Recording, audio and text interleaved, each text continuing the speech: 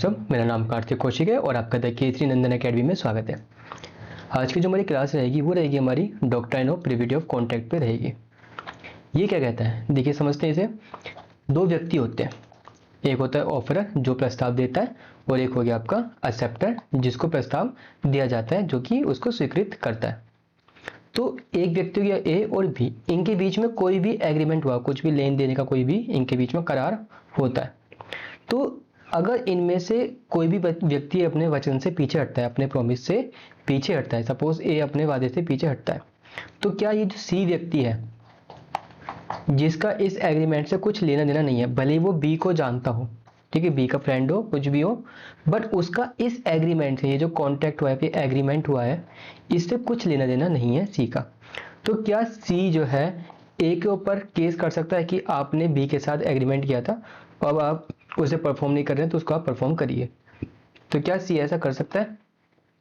तो privity of contract यही कहता है कि कॉन्ट्रैक्ट क्या है, इन दोनों पार्टियों के बीच में है, ए और बी के बीच में है। तो ये जो थर्ड पार्टी है ये कॉन्ट्रैक्ट के लिए, कॉन्ट्रैक्ट ब्रीच के लिए कोई भी वाद लेकर नहीं आ सकती, कोई भी सूट जो है फाइल नहीं कर सकता, ठीक है, क्योंकि ये इस एग्रीमेंट की पार्टी है ही नहीं।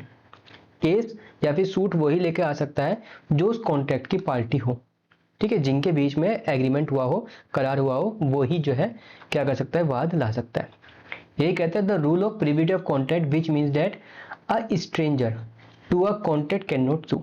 तो इस एग्रीमेंट को लेकर, इस कॉन्ट्रैक्ट को लेकर, ये कौन है, ये एक स्ट्रेंजर है, अनजान व्यक्ति है इस कॉन्ट्रैक्ट को लेकर, तो ये जो है कोई भी वाद ला नहीं सकता, ठीक है। अब इसमें दो चलते हैं, एक तो इंग्लिश लॉ भी चलता है और इंडियन लॉ भी चलता है। अब इंग्लिश लॉ क्या होता है, जो आपका ब्रिटिशर्स का जो लॉ होता है, ठीक है, जो इंग्लैंड में आपका जो लॉ चलता है उसको हम कहते हैं इंग्लिश लॉ, या फिर उसको हम कहते हैं कॉमन लॉ, ठीक है। तो ये हम क्यों पढ़ते हैं, देखिए क्योंकि जो लॉ का जो आपका डेवलपमेंट हुआ है वो ब्रिटिशर्स ने ही कॉडिफाइड किया है। लॉ हमारे पास पहले से ही था, बट उसको जो कॉडिफाइड किया है, जो इसको पूरा स्ट्रक्चर में डाला है, वो उन्होंने ब्रिटिशर्स ने किया है। तो इसलिए हम यहाँ पे इंग्लिश लॉ भी पढ़ते हुए चलते हैं और इंडियन लॉ भी पढ़ते हुए चलते हैं। अगर आप कंपेयर करेंगे अगर दोनों लॉ को, तो काफ़ी हद तक सेम ही आपको देखने को मिलेंगे। तो इंग्लिश लॉ में देखते हैं, इसमें एक इंपॉर्टेंट केस आता है इसमें, डटन वर्सेस पूल, ठीक है। अब इस केस को हम समझते हैं क्या कहता है। ठीक है, यहाँ पे कहता है a person had a daughter, तो मैं इसको बनाता हूँ, ये एक व्यक्ति है, ठीक है। अब इसकी क्या है, इसकी एक डॉटर है, ये रही इसकी डॉटर, इसकी दो चुटिया भी हमने बना दी, ठीक है। अब person has a daughter to marry, अब इस व्यक्ति को क्या करना है, इसकी शादी करनी है, मैरिज करनी है, बड़ी लड़की है, ठीक है, हाइट में मत जाना। And in order to provide her marriage portion he intended to sell a wool of which he was possessed at the time. तो ये जो व्यक्ति था ए, इसके पास क्या था, कुछ लकड़ी के गट्ठे थे, ठीक है। अब वो देखिए आगे, इसके पास कई सारे लकड़ी के गट्ठे थे, काफी जो है लकड़ियां इसके पास थी।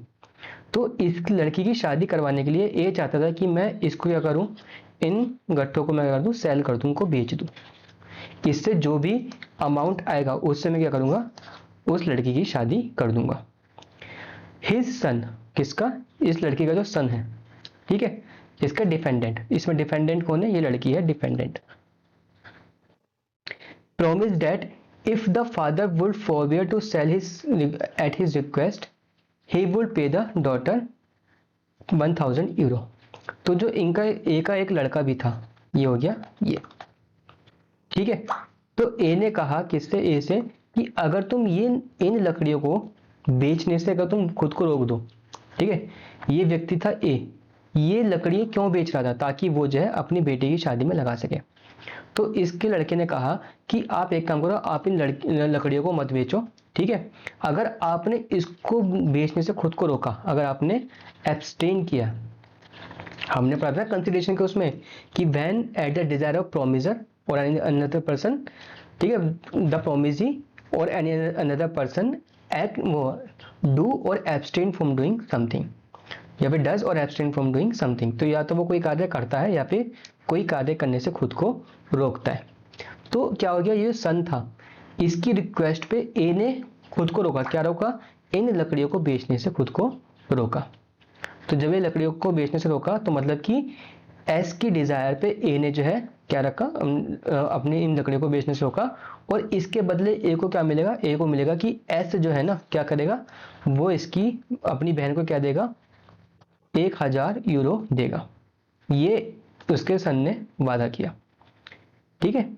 द फादर फॉरबियर्स अकॉर्डिंगली, तो इसके कहने पर पिता ने जो था इसके, उसने वो लकड़ी को नहीं बेचा। बट बाद में क्या हुआ, जो उसका लड़का था उसने वो पैसे देने से मना कर दिया लड़की को। ठीक है। तो फिर क्या हुआ, बाद में जो लड़की थी एंड हर हस्बैंड, इसने अपने पति के साथ मिलकर अपने भाई पर केस कर दिया। क्या कहा इसने कि आपने मेरे पापा से जो है कॉन्ट्रैक्ट किया था कि अगर उन्होंने लकड़ियां नहीं बेची, मेरी शादी में नहीं लगाई, तो आप मेरे को 1000 यूरो दोगे। ठीक है।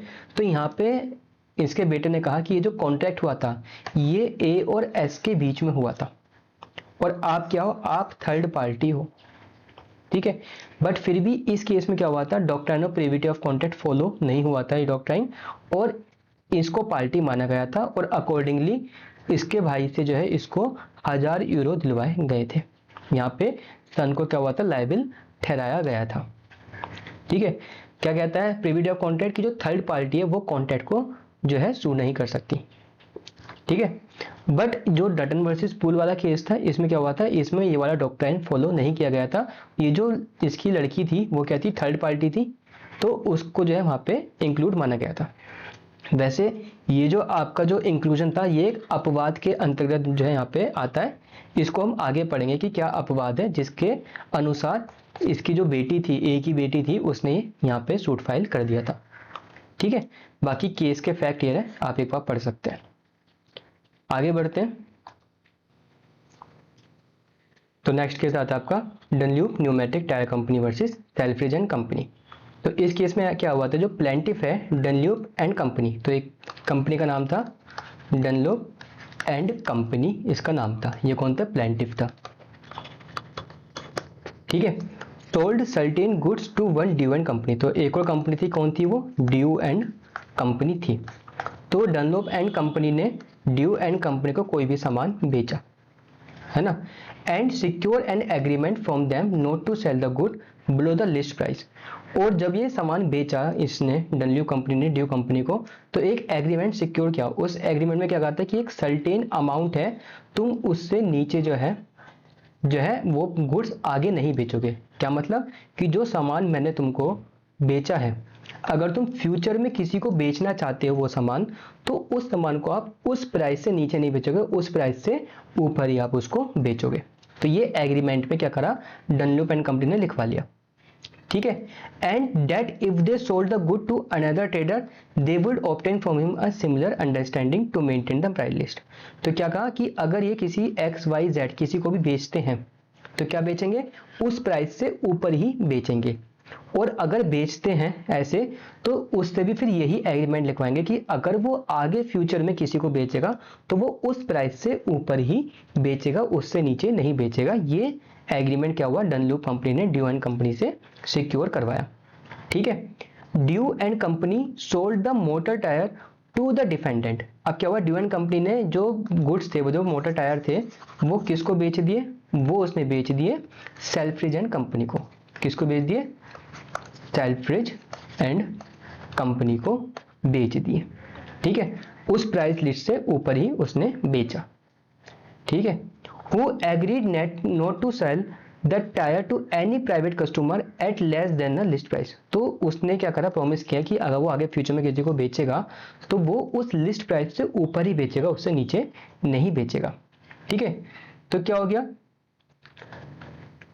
The plaintiff sue the defendant for the breach of the contract. तो क्या हो गया, यहाँ पे जो सेल्फ्रिजन कंपनी था उसने क्या करा, उसने उस एग्रीमेंट को, उसने एग्रीमेंट किससे किया था, ड्यू एंड कंपनी से किया था, कि इसने उस एग्रीमेंट का ब्रीच करते हुए क्या हुआ, उस प्राइस से लोअर रेट पर क्या हुआ, वो प्रोडक्ट बेच दिया।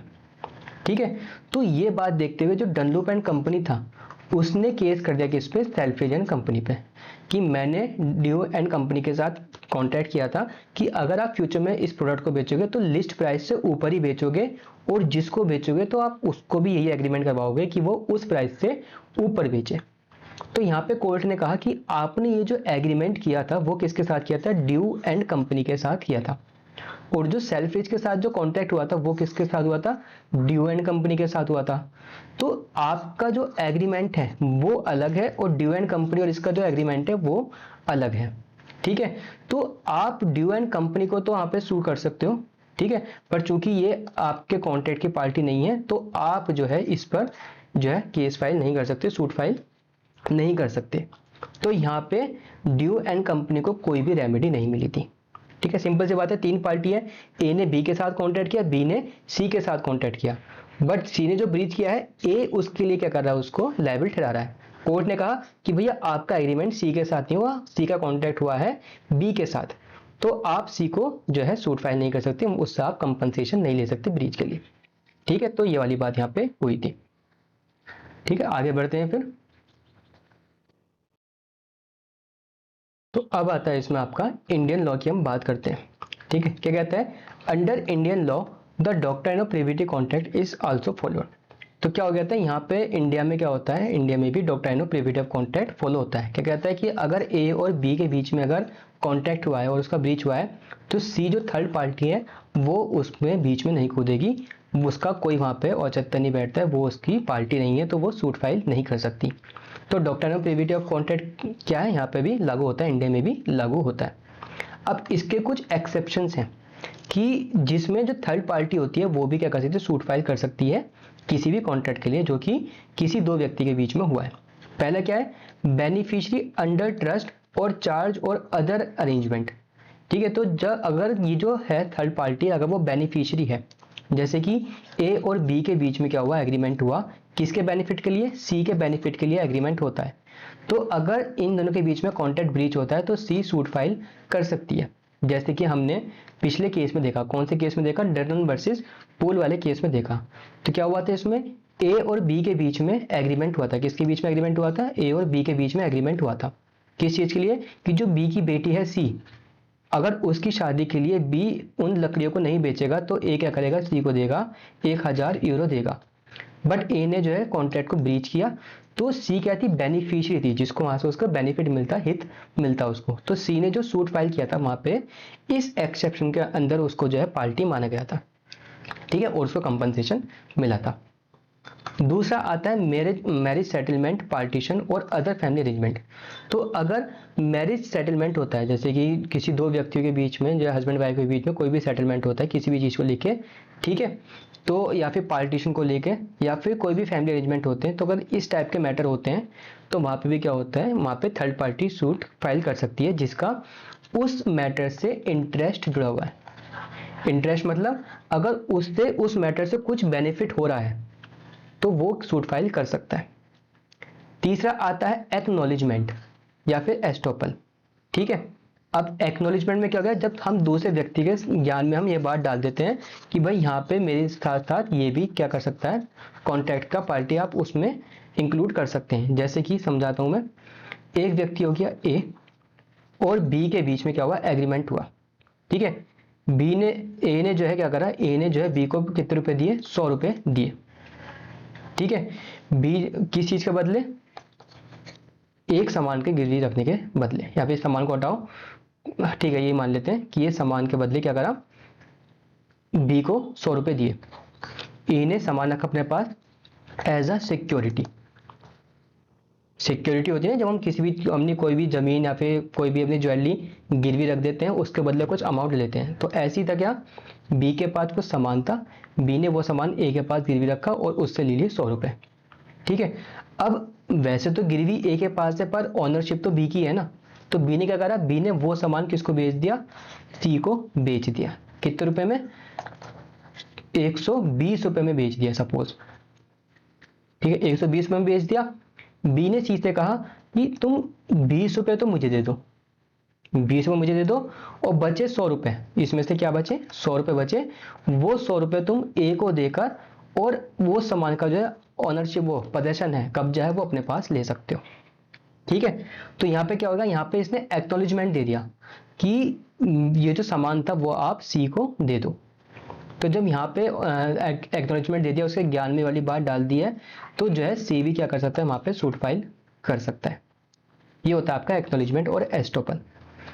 फोर्थ आता है on the ground of equity, justice and good conscience. तो अगर मैटर को देखते हुए लग रहा है कि ऐसा करना, किसी थर्ड पार्टी को अगर हमने मैटर में इंक्लूड नहीं किया तो उसके साथ क्या होगा, अन्याय होगा। तो इस बात को ध्यान रखते हुए, जस्टिस की जो न्याय की मांग को हम ध्यान रखते हुए, अगर लग रहा है कि थर्ड पार्टी को उस मैटर में इंक्लूड करना चाहिए तो क्या होगा, उसको भी इंक्लूड कर सकते हैं। लास्ट आता है covenant running with the land. तो जो लैंड होती है, जमीन होती है, अगर उसके ऊपर कोई चार्ज है तो वो भी उसके साथ साथ चलेगा। कैसे चलेगा समझाता हूं मैं आपको। जैसे कि एक व्यक्ति है ए, ठीक है, और एक व्यक्ति हो गया बी। तो ए ने क्या करा, ए के पास एक जमीन थी, ठीक है, उस जमीन को उसने क्या करा, बैंक में उसके पेपर जमा करके क्या कर दिया, उसने उस पर लोन ले लिया। उसने लोन ले लिया, क्या कहा कि मैं लोन चुका दूंगा, ठीक है, उसके बदले आप क्या करो, मेरी जमीन जो लैंड थी, जमीन थी, उसको आप क्या गिरवी रख लो, ठीक है। अब ए ने क्या करा, ए ने जो जमीन थी ये किसको बेच दी, बी को बेच दी। तो ये जो चार्ज था, जो पैसे चुकाने को जो चार्ज था, वो किसके ऊपर था, वो इस जमीन के ऊपर था कि अगर पैसा नहीं चुकाया गया तो ये जमीन बेच के बैंक क्या कर लेगा, अपनी रकम वसूल सकता है। तो जैसी जमीन बी के पास गई तो ये जो चार्ज था, ये जो जिम्मेदारी थी पैसे चुकाने की, वो भी क्या गई, वो भी लैंड के साथ साथ बी के ऊपर चली गई। अब जो पैसा चुकाना है वो किसको चुकाना है, वो बी को चुकाना है। अगर आपके फैमिली में अगर कोई प्रॉपर्टी खरीदी गई होगी या फिर बेची गई होगी तो क्या होता है, ध्यान दिया होगा आपने, तो वहां पे क्या होता है, लैंड का बैकग्राउंड देखा जाता है कि क्या इस पे कोई लीगल केस तो नहीं है, इस पे या इस पे कोई लोन तो नहीं लिया गया है। ये लैंड के साथ भी हो सकता है, बाइक के साथ भी हो सकता है, फिर कोई भी प्रोडक्ट के साथ इसमें हो सकता है, ठीक है, कोई भी प्रॉपर्टी के साथ हो सकता है। तो क्या होता है कि जो गुड्स हैं, जो कि लैंड के साथ अगर कोई चार्ज चल रहा है, ठीक है, तो उसमें भी क्या होगा, यहाँ पे थर्ड पार्टी भी इंक्लूड हो जाती है। अब भले ही जो बैंक के साथ जो एग्रीमेंट था वो किसने किया था, वो ए ने किया था, बट अब जमीन किसके पास है, अब बी के पास है। अब ये जो एग्रीमेंट के अंदर जो पैसे चुकाने हैं, ठीक है, अब वो किसे चुकाने हैं, वो बी को चुकाने हैं, जबकि बी का कोई एग्रीमेंट हुआ ही नहीं था बैंक के साथ। तो ये क्या होता है, ये जो है आपका कुछ एक्सेप्शंस हैं जिसमें थर्ड पार्टी को भी क्या कर सकते हैं, हम कॉन्ट्रैक्ट की पार्टी हम बना सकते हैं in the case of suit, ठीक है। तो ये आपका doctrine of privity of contract है। आई होप आपको समझ में आया होगा, ठीक है। चलिए फिर मिलते हैं फिर नेक्स्ट क्लास में, बाय बाय।